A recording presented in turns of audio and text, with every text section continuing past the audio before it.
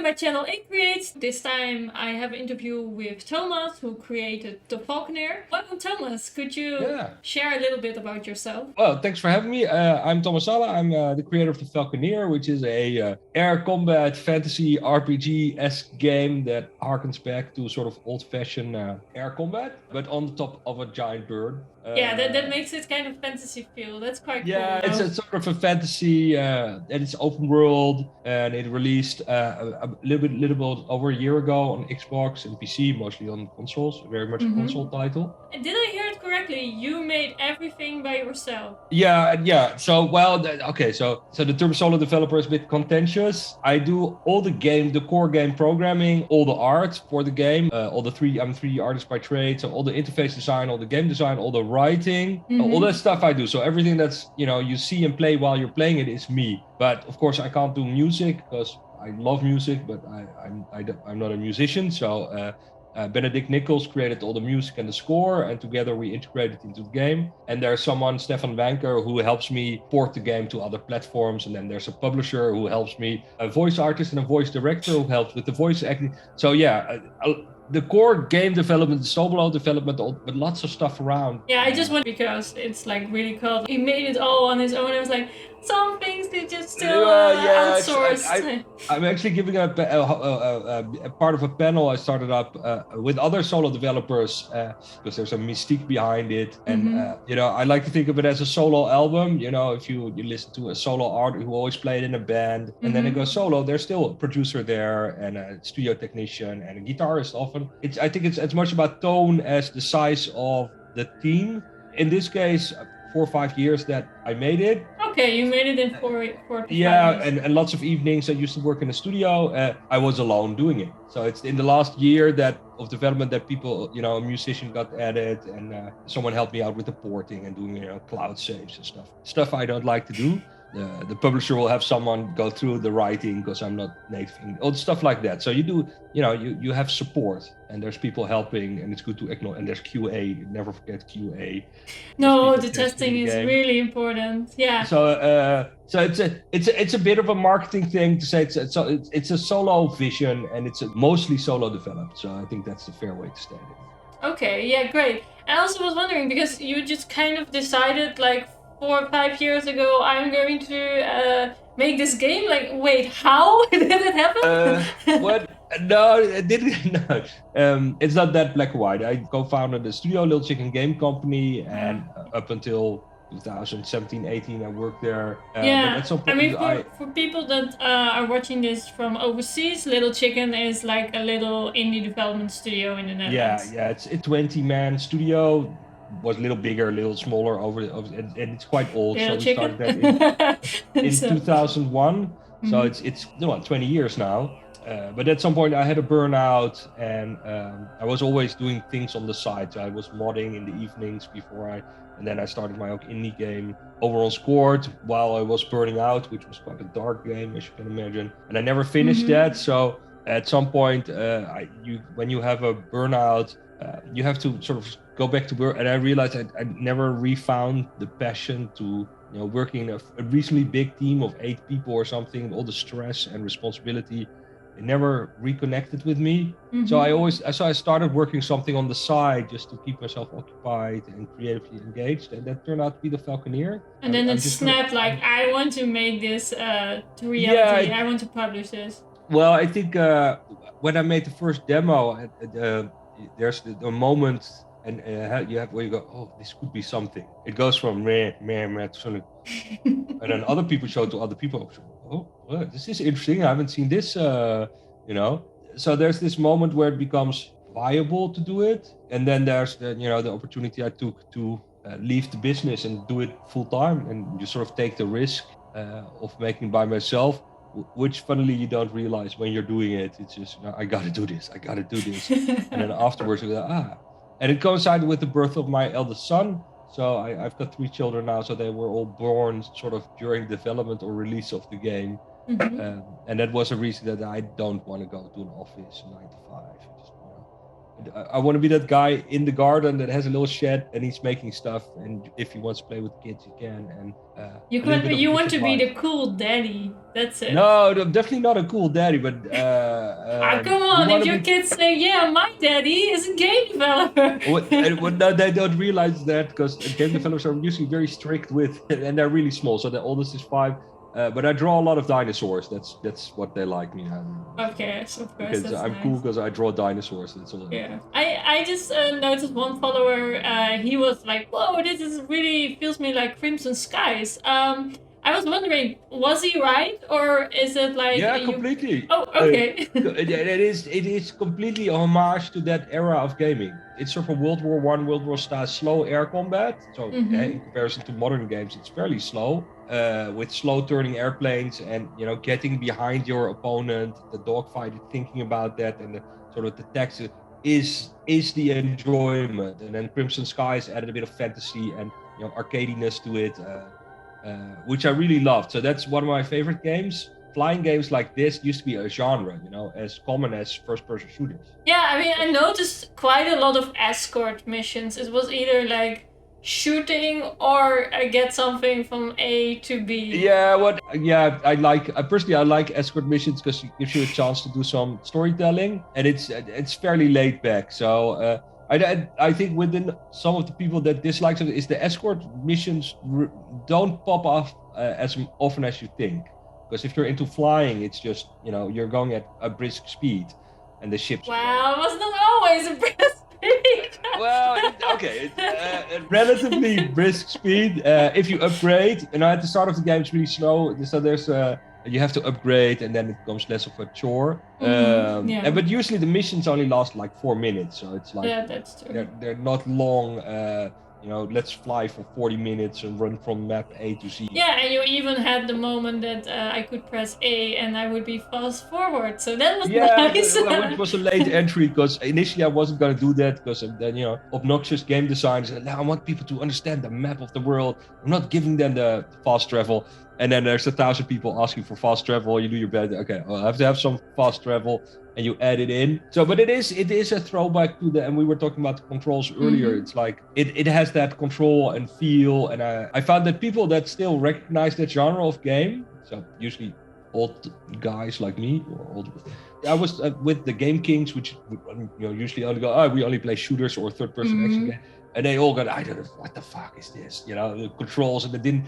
I said, yeah, but one guy flies, military flight sim. He picked it up and went, oh yeah, it's like a flight game. So it's a certain experience is required to go click with it. Like you said, I couldn't find you didn't realize there was an invert button. But for the people, we talked before we recorded. With the controls. In the beginning I had some struggle. Later on, I understood it. But it was interesting way of controls, and I was wondering what was the decision of the controls? But if I hear it correctly, it's basically because you're used to that kind of. So it's going back to and replaying those types of games, and it's a little bit simplified. Either it's still for a modern audience, though the speed and the diving is maybe a bit much, but the pull back to dive and the rolling, and so it's a lot more arcadey than those games actually were. Because it's updated a little bit. Yeah, it is for that audience. And it was a conscious choice to say, well, okay, I used to love those games, and it's a very personal game story-wise. If you finish it, there's lots of, and it's a very, charged environment, I hope. You're flying through, it's misty, a little bit sad often. So there's lots of emotion in there. So I thought, what needs to be the games I played growing up. And those were flying games. Except the military flight sims, they have been dead. I think Ace Combat is the only game in that genre. And even if you compare Ace Combat, it's very much sort of a first-person shooter in the sky with lots of rockets. It doesn't have that World War II, sort of fly by the seat of your pants feel. So I thought, well, nothing like that's happening. And certainly nothing, that's fantasy. I really loved the adding of the fantasy. So that was nice. And it almost felt like, oh, this is a total different target audience than the old games with with planes, but then with the think, controls, I noticed that it's kind of merged, right? Yeah, I think that was a mistake I made. We say, well, I'll make it for that audience, and hopefully I'll find all those people who want one of those games to return, because they exist. But instead, it attracted lots of people looking for a Zelda-esque, very accessible experience, or people wanting a Battlefield-esque FPS feel to it. You fly fighter jets in that as well with the mouse, and they're super responsive. And again, it's like these really flow-oriented control schemes. I had reviews that got people, this feels like one of those World War II airplane games. What the fuck? I go, it says so in the fucking description of the game when you buy it. That's what it is. So I think it worked for the game and it works against the game. So people enjoyed it, truly enjoyed it. So the audience that likes it and reviewed it, and lots of press stem from that age.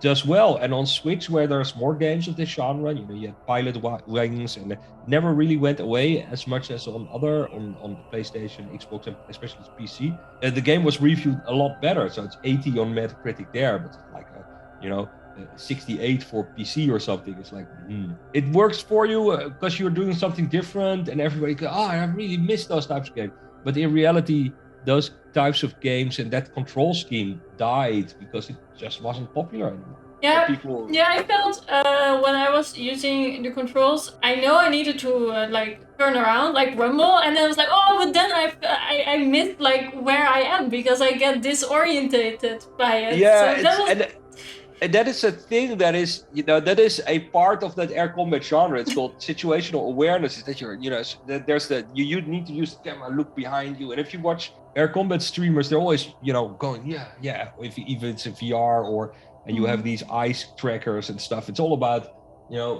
having that sense of space. But again, fairly niche, and you put something really engaging visually and story-wise, and people get upset. My next game is a strategy game, so it's much more conventional. So I learned from that. But I don't mind. It's the funnest thing is it is its own unique thing because of it. I watched someone tweeted a stream by Alana Pierce, which is a fairly famous big streamer who does also writing for Naughty Dogs and stuff. And someone asked her in the stream, have you ever played a game you didn't realize you liked, but you liked? He said, yeah. And basically said, I played the Falconeer, and for the first hour I went, yeah. And she said, after the first hour, I couldn't stop. And then I realized, well, maybe I do like this type of game. So it has that power of you're not into it, and then suddenly the controls sort of click, and then it becomes a different, and then suddenly it's really comfortable or something. And she really liked it. It's fun to me because you can be successful in your niche if you want to, but it's also quite uncompromising. I quite enjoy having made a game for a niche that is polished and story told to beyond that niche. Which will, I mean, I can notice. Keep on confusing people for hopefully a long time. Yes, yeah, that's true. Yeah, I noticed that. For this genre, it's very spectacular, but you just need to love this genre. I think you just need to love the genre, yes. and people don't all love the genre. Yes. So it confused a lot of people. Like the publisher said, but that's why people also know about it, and the people that love it because it is completely unique in that sense. The VP of content, or the contact I had at Microsoft that first signed the exclusivity deal with me when I was just showing him the demo, he said, this type of game never sells really well. I said, you're not. But he says, it is very beloved by a small section of our audience. And it's a section of our audience we have a history with, and we'd like to, serve them these types of games. And we haven't been able to do for nearly 20 years. Because they were, Crimson Skies was an original Xbox title, flight simulator. So they have this history with flying games. But he predicted that. He says, it's very beloved by a small bit of the audience, but it's not, these are never giant selling, it's not that perfect indie game that everybody loves, One day we'll come and say, that's such a shame. And the other day was, why does every game need to be Hades? And furthermore, I think if I tried to do something like that, it wouldn't have been as original and as successful, because it would have been another contender to be, a Zelda-esque guy on a bird flying game. That's totally true. Yeah, it was a very interesting experience. Also, I'm just wondering, because you're like referring to the old target group, are there like hidden eggs or that you kind of added in the game that you're kind of like winking to the old target audience? Oh, that's a good one. I don't think I did any actual Easter eggs in there hinting back to other games. There are, let me see, I might have. I don't think there's any conscious Easter eggs towards. Okay. No, I don't think so. I would say that some of the naming is sort of influenced by Japanese RPGs like Zelda, calling stuff like North Town, and I kind of like those simple descriptive names. Eastern games sometimes do, which don't really translate well to European fantasies always, Efengalan and Dragahalmini, and it's like, okay, I'll call my town Northgate and Southgate, and that'll be cool. And oh, look, here is an imperial town. Imperial Harbor is the name of the town, and it's nice. Yeah, that's very Japanese to be honest. And that's a very Japanese way of naming stuff, which I had a lot of fun with. And so there's a little nod to that. And well, there's not Easter eggs. It's like when you shoot down an enemy, they drop like splinters, they're called, like little glowy balls, and you can collect them. And they work sort of similar to Fable. So if you dive down, and they'll sort of collect and fly up to you, and you can buy upgrades that you can collect them from far away. Stuff like that's in there where you go, okay, I like that mechanic, I'll put it in. Don't know if it's super meaningful, but those are little nods where you just learn something from another game. Nice, that's cool. What have you learned by making this game? I've learned not to make combat games for niche markets. No, I think the most important thing is I've learned that I can make a game and finish a game by myself mostly. I've learned who I need in assistance, for porting and audio. But the fact that you can release it's quite miraculously, because and you do need the help of a publisher for that, because that's their business. Otherwise, it's too much, because it's out in 12 platforms now, so that's beyond what you can do. Yeah, it's like every streaming platform. It's on Stadia, Luna. I think it's on GeForce Now. It's like everywhere, every console, every PC store, Epic Store. It's in ridiculous places. So, and I've just made a Linux port for Steam Deck, and I'm working on a VR version as we speak. So, VR, oh my gosh, I think that's terrifying, but... Well, actually, strange. There's a picture on my Twitter of it, which you could use, where it's a third-person VR game. So the sense of motion of the camera is actually fairly soft in comparison to the bird that's rolling and stuff. Yeah. And I thought, well, I'll just do that and see if it works, because it's not that hard to put the VR camera, get it to work nowadays. And I turn it on, and it's like, whoa, this is actually quite comfortable. I get nauseous really fast. So I got nauseous in about 15 minutes. Normally I get nauseous in like 20 seconds if it's like moving in VR. So that it's not that bad actually. So it's still a third-person game in VR. So it feels like you're being dragged along. And then there's no aiming required. So I removed that aspect. So it's mostly you roughly point the bird, and then you shoot. And you just lock onto a target, and it will aim it for you mostly. So it's more, otherwise it becomes impossible to play. Yeah, exactly. That's what I was thinking. Like VR and tumbling around the enemy, and then you see all those stuff. Yeah, well, it's actually a lot easier, because that problem, where am I, is suddenly gone, because you can look around and have that sense. The rocks are still, they never move out of your view. Yeah. And I had my nephew play it, and that's the kid on Twitter is playing it. And I don't think he's ever played the game beyond, coming over and trying it. Yeah, do you got Mario? No, I don't have Mario. But he tried it with the helmet, goes, and you just see him getting it. He just flew, and then a little beetle comes up, and he shoots it down, or he shoots it, and he hits a rock once, but the next time he's just, avoiding it much closer than I would do in the game normally, because the collision boxes are quite rough. Yeah, the collision boxes are interesting. They're really simplified, because when you are by yourself, you don't have a team to make a world streaming system. So normally you'd stream in, and then the detail of the objects of your open world that are closer will get more detailed collision boxes, and stuff will sort of stream in all the data if you're running from one point in Skyrim to the other. It's not like the others. Solheim is loaded when you're down south somewhere.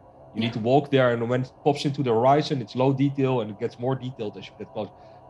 That takes an insane amount of work. Those systems aren't readily available. Plus, you have to make all your content at different quality levels. If you don't do that, you can just use a modern computer and have all that memory and processing power and have everything in the world just be there. It's just there. But what you can't do is give everything the highest quality collision boxes, because then everything on the entire world together is too much for the machine to optimize. So hence the collision is fairly rough. And that's the sort of trade-offs you do when you're making a game by yourself. Without the TVs that you don't, there's nobody optimizing that or writing a loading system to do it and replace it or automate that. You have to just do it and find a balance. And it could have been a little better, but it runs reasonably solid 60 FPS on a Switch handheld mode. I couldn't have done that if I'd gone for that hyper AAA collision quality, for instance. For me, that's an acceptable trade-off, because I put all that.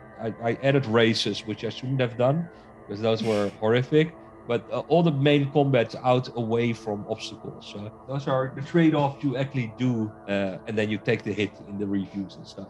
Yeah, I mean, you cannot please everyone. That's totally a thing. This industry. I'd like for people who make games by themselves for people to appreciate that you're playing something which is a much more artistic vision, which is much less a compromise, and it's not catered to you necessarily. You're playing someone's creation. If you step into a painting and wherever they're taking shortcuts, there's a reason for that. I'd like to see more people enter that, and hence the panel at GDC and stuff. And there are quite a few people who work by themselves, and their games are beyond indie of stuff where people often want to make games that are commercially viable, want to make money from. These are often games which are about what one person wants to create. I think that's super interesting. It's its own. Yeah, that's exactly what I try to find, like people with small studios, like as you, to share like how they come up with that game idea, because that's amazing.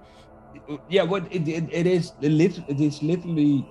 I tried to make a strategy game before, because that's what, if you're an indie, you want to make what you love, and I love strategy game and RTS game, but it's not doable by yourself, because you run into all kinds. I got pretty far, but you can't gauge the quality of a role play, of an RPG or an RTS game even, until you have the level design, the character design, the world, the interaction, the satisfying magic system. A bit of story that gets you going. If you're missing some of those ingredients, it's very hard to judge if the game is going to be good. If you have it all together and it's not good, then you spent all your effort making all those. So I sat down and I was fiddling with the art I made for the previous game. I had this. I love making landscapes. So the Falconeer, if anything, is a game about landscapes. It's about these little towns and the water and stuff. I thought, well, maybe I'll just fly through it, and it's one of the easiest things you can make. Is flying a camera through a game. It's not that difficult. It gets difficult if you progress and make more. But and I put a dragon in it, because I had a dragon done for that game, and I thought, that's cheesy, flying a dragon. And I'll put a bird, and then there's fun. It's fun. It's a bird, and then I put it together, and I had this golden sun. I was fiddling around with making day-night cycles for fun, and I was flying around in this golden sunset with a giant bird. And went, this is interesting. For me, the process, that's the kickoff. Is then you start to think, well, maybe there's a niche for this. You do some research and stuff. And the other bit is you start to look of the things you subconsciously put together. If you're an artist or you draw or something, lots of stuff just pops out. And usually it's coming from your subconscious or some part of yourself. And I had a long look and okay, so at some point I had this ocean, and I went, okay, so I have a bird flying away in the sky. It wants to be, which is the aspirational, you want to fly off into the golden sunset. It's all, and then there's this ocean. That is the darkness, that's the secret you're running away from, or the problem of your past you need to heal. So you put those things together and you have a little, I used to not do that, and then my artist partner, mother of my children, said, well, you're drawing all these characters, they're just you realize that. And there was one character that was getting squeezed. He said, that's you getting squeezed. I said, no, games aren't like that. They're just about what the user wants and what's fun. And then I went, oh, fuck, yeah, these are all my creations. The symbolism isn't really deep. So this idea of someone who wanted to fly off in the sky, healing from a burnout, is such an easy link to make. Yeah, it Okay, is. fuck, Yeah. that's why it's ringing with me. And that dark oceanness, that's where I just came from, you know? If you're by yourself, you can just explore that, right? Let's see what else I come up with and try to analyze it and see if we can make it so that other people can feel it. You know, I don't like telling people stuff like, hey, look, hey, this game is about people trying to escape the consequences of the actions of the past. So that's the core theme. Everybody's trying to escape the stuff that, you know, they fucked up in the past, and you can't really, you know, you can pretend it didn't happen, but you have to deal with it. And if you Yeah, don't what deal I with it, hear now is a bit like that you made a game because you were in a period of time that you were like, I need to also work on myself. Is it yeah, also true? definitely that game is, it's a game about, you know, trying to heal and the difficulties of it, and of, you know, leaving the studio, the frustration of burning out and the anger and, you know, the mental violence that happens when you're not, you know, balanced, or, you know, you don't know yourself, to put out a Mm-hmm. cliche, which is often with a burnout. You just, you know, you've just worked and not thought about life and what you want, and at some point things go like boom, this isn't you, and your body says, yeah, let's stop. For me, it wasn't just about working hard, but it was, you know, working hard in a sense that wasn't healthy for me, both mentally and physically. You know, in a game like Falconeer, you can just explore that. You know, you make landscapes, and landscapes are fairly sad. You know, Yeah, I mean, on just the sunrise, but like a lot of the fields that you were like really drag and having a bit of. yeah, and It it's feels a bit like a chore. Like I'm trying to get to the other side, and it's. yeah, and it has, so and it has those, you know, and then there's people said, well, some people just like flying around, you know, because without a goal, then it just becomes frustrating. I have to be there. So why don't you just, because everything looks so beautiful, why don't you just make the flying around game, put a little bit of lore in the world, but then it doesn't have an emotional, you know, a frustration of getting attacked or Yes. destroying someone.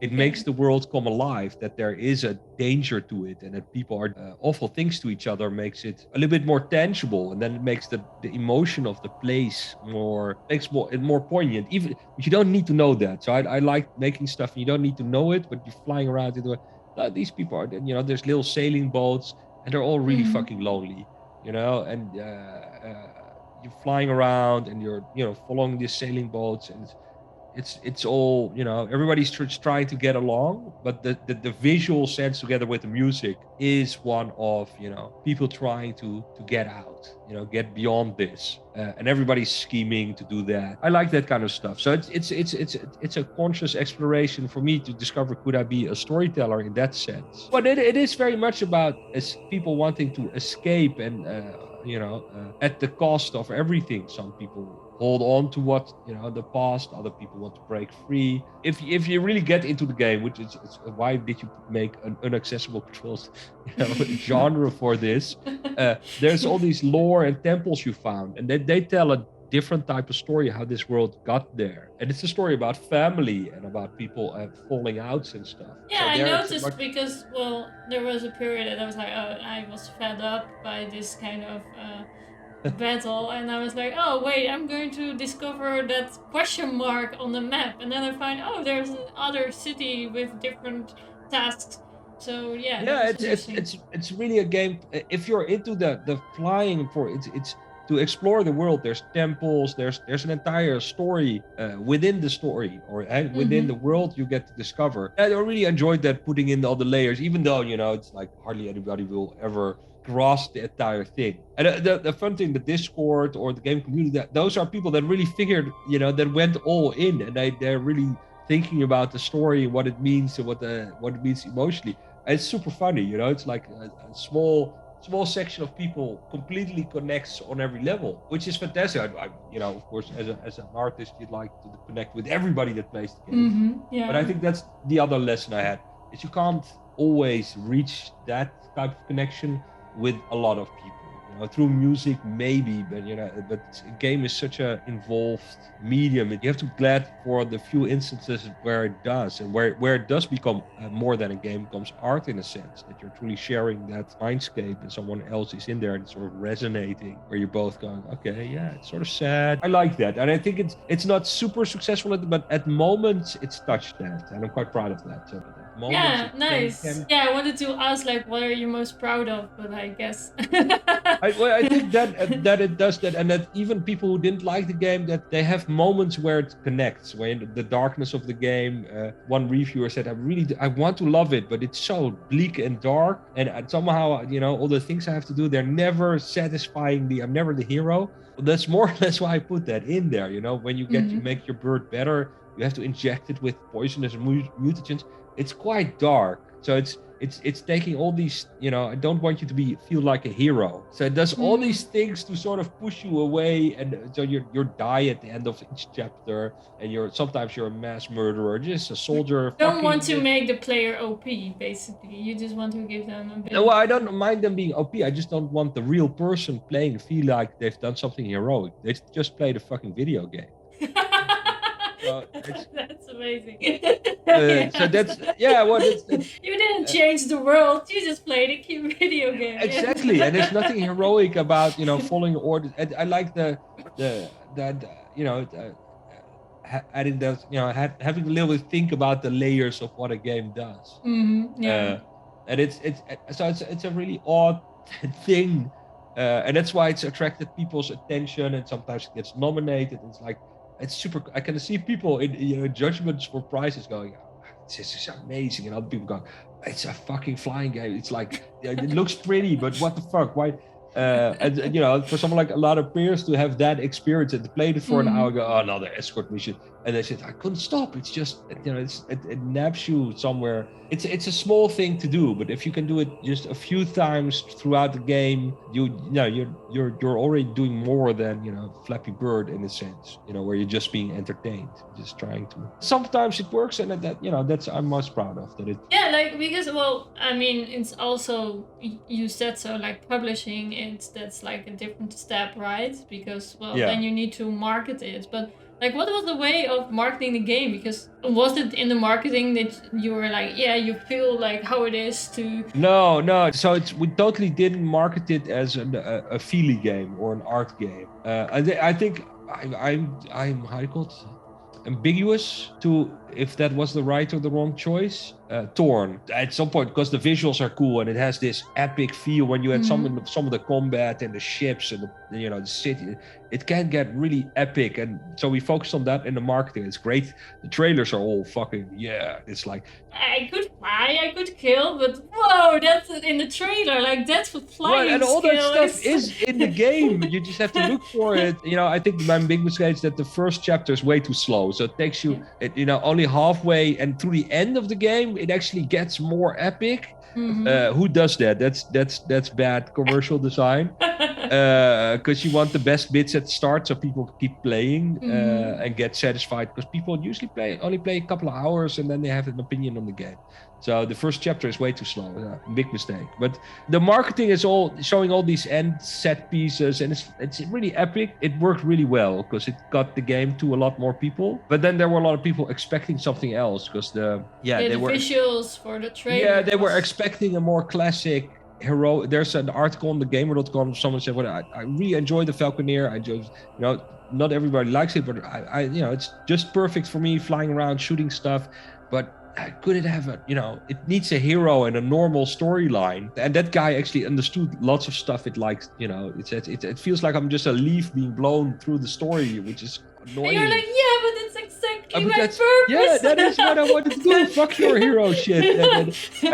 So I love that article, but it's also sort of difficult in a sense. But I like doing that. Sounds weird, but it didn't have a lot of control what came out of the game. It just made itself, basically. It's like I woke up, I made stuff. It's basically your brain on a computer game. It's just, I don't think I can ever do anything like that because, it's idiosynchronous, I think that's the word. It's all these things mesh together, which at a certain time, and I don't think it will ever mesh together in this sense again. So the next game I make, it's a little bit more conservative, build your own fortress in the same world with the same art and the same units, and you rotate and a little bit like because before you mentioned like RTS, RTS. It's not something that I'm going to touch. But if you're going to build your own fortress, that sounds I'm gonna a bit... try. So it's I don't want it to be a really in-depth RTS game. So it's more like I was watching Townscaper, which I really admire. It's a fantastic, simple mechanic to create a town, really fun. I did enjoy making all those towns and all those castles and fortresses and all the walls and buttresses and stuff. That is super. I wish other people could enjoy,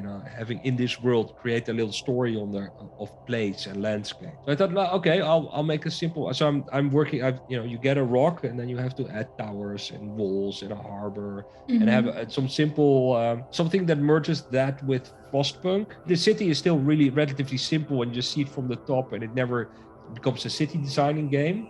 I don't think I can get the depth of Frostpunk because it's a masterpiece, but take some of those little story beats, the little questions, a trader pops up, he wants to trade this, do you want to? And there's that side of storytelling. And then there's a little tower defense or a little RTS, because I've got all these AI systems.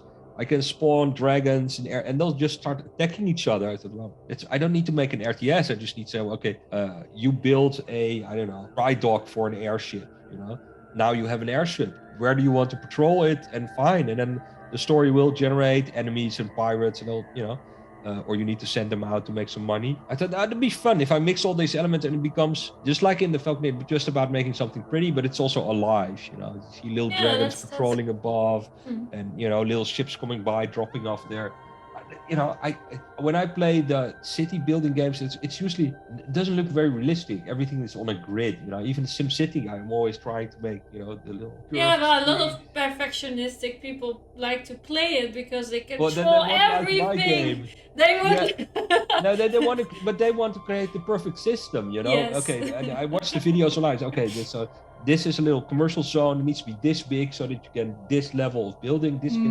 And then the grid of 12 by 12 is optimal if you do. Yes. It's like, okay, this is. I'm more like, let's chuck a tower here. That looks epic, and I need some flying bridge to here. Oh yeah, and I need some rickety wooden stairs here for a fishing boat. It's imagining a little bit the places where people live. Okay, so here lives the king, and he's got a little balcony, and then he'll have a separate here, and then all soldiers will be here. Oh, that's cool. And then a drawbridge, and then down here poor people, and you'll have little washing lines, and they'll have little fishing boats, and everything's so. I like sort of just the fun of how things looks, and then thinking, well, is there a reason having it sort of organized just enough to suspend your disbelief that this is a real town. Nice. This is again like most likely some people will love it and some people will hate it. I am sure that's going to happen. Probably, but it'll be in the same world. So the funniest bit is that people will go, I love this world. Oh wow, there's a game that tells the entire story of the world,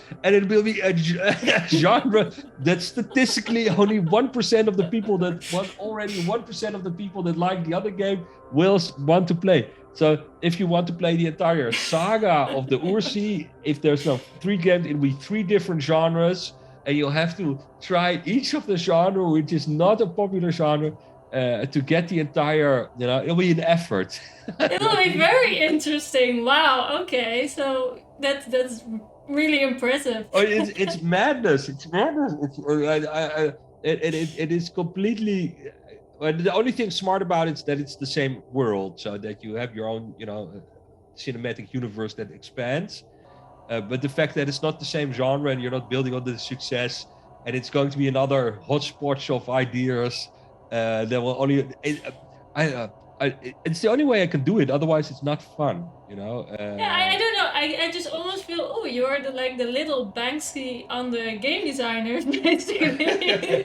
Well, I'm a really bad game designer. I watch YouTubers or people who really analyze game design, and they have the methodical that goes sit and they have test sessions to make that perfect flow. Flying dragons, shooty stuff, that's enough. Okay, let's move on to the next cool idea. So it's like the Falconeer is reasonably deep with all kinds of ideas thrown in there that it starts to confuse people, I fear. But it's the only way I can make. So I've apologized quite a lot. Sins against storytelling, sins against controls, and I'm not going to apologize. This is, This is you, basically. And if you play a game by Tomas Sala, you will have to get used to a lot of different ideas, not a lot of explanation how things work, but it will, I promise you, will be nothing unlike anything you've played before. That's the niche I want to be at. Nice. That's almost like your own marketing sentence, basically. Yeah, well, it's our death sentence, yes. Nice. Okay, well, I'd like to ask everyone, like, what is your advice for people that likes to start as an indie developer? I speak to lots of people who are in university or in art school, and the game industry itself has become a lot harder, more professional. Yes. It's a lot harder to break through, and the chances of the indie games that make it are really quite polished, and you can see all the experience. And if you dive deep, it's often AAA people and stuff. Those are the people that are now making a lot of money. Got a lot of experience, but I don't make a lot of money, but enough. People get really discouraged, or sort of they see this, and it frightens them to enter the market as poor. And I just said, well, it took me nearly 20 years to make something that some people liked enough to pay for so that I could have a living. It's okay if your first game isn't successful, or if it doesn't measure up to your own ambitions. That's great. That's what ambitions are for. When you are young, and people nowadays say, 30, I'm so old. 30 is still young. I really got good at this stuff apparently at 38 or something. That's when I started Falconeer. So people put a lot of pressure on themselves. I would say let it go. If you're young, you're still in school, and you have a little bit of debt. People have a lot of debt. It's pretty fucked up, and it's harder now than it was in the future, but still relatively this is the time where you can live in a squat and sit behind your computer and not go to a shitty day job, or but at night do your thing.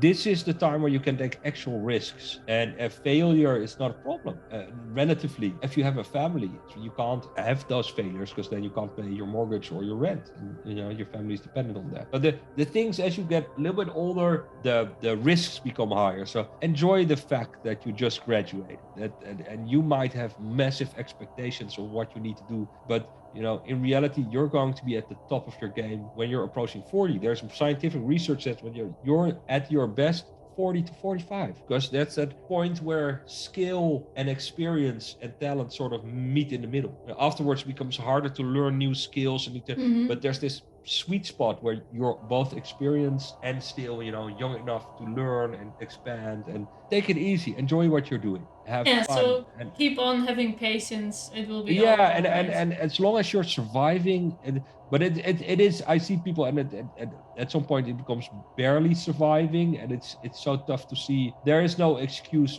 for the way we deal with young artists in today's society. But that said, you don't need to be successful in the first time. Those examples are from 5-10 years ago, different age. Nowadays, and it's mostly a learning experience. You mostly only see the success instead of all the failure, right? Yeah, and in Dutch, the aanhouder wint. It's so true in all these things. The people that stay, that keep at it. You keep doing. The first time you fail, the second time you fail, third time you fail. At some points, Falconeer is still a failure. I'm still failing, but I'm winning enough that life is good. But it's okay. At some point you will start winning, as long as you stick in there. If you leave, say, okay, fuck it, I'm going to work for an IT company and make lots of money, then you're never going to win at being an indie gamer. It's about holding on, and there's no shame in having a day job, or waiting in a restaurant, or making websites and doing this in the evening, or doing work for hire. Whatever keeps you going. But be gentle for yourself. I think that's the advice. Be kind to yourself. Oh, that's very nice advice. So for the last advice in a short sentence, what would that be? My last advice? Yes. Go on Twitter and follow people you like. I'm on Twitter at FalconeerDev, but lots of people are afraid. How do I meet someone at Microsoft or someone at the publisher? They just follow them on Twitter, and if they make a joke, you say something back, or if you made something, you share them. People say, "Oh no, I once tweeted, look at my game to a publisher," and another indie dev said, "No, you can't do that. you can't email these people. Everybody would be emailing. They don't like that. But actually, publishers are looking for games and looking for people, and they are fairly open. And if you just, dare to talk to them or comment on what they're doing or say, hey, that's really cool if they share and, game developers. When you meet them in the flesh, Indigo, or even if you go somewhere for the like Gamescom or GDC, if you are lucky, you will actually have known them a little bit. And that's good advice. So go on Twitter, follow these people, and be part of the conversation, or Slack or Discord or whatever people hang out. Yeah, I agree on that. I mean, the game industry is a very open industry, especially if you go to all those conferences. It's like so easy. It just feels often like a family. So don't be afraid to just ask people around. Well, Thomas, thank you very much for all your advice. For next month, I'm going to talk with the developer of Spiritfarer. So also don't miss that one, and see you in the next one. Thank you very much. Bye bye.